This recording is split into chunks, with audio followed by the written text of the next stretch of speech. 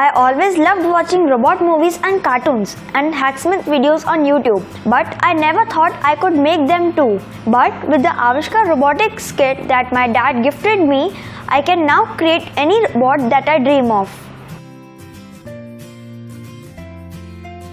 Because of the pandemic, I couldn't go out and play, but my Avishkaar kit has become my playground. I love that I can create, dismantle, and rebuild different robots using one kit. Hours go by when I'm innovating, and just like when I used to go out and play, my mom has to come and take me back for dinner. My parents and school teachers find it hard to answer my questions about making robots, but I found a lot of mentors and friends in the Let's Avishkaar online community who are helpful and always answer my questions.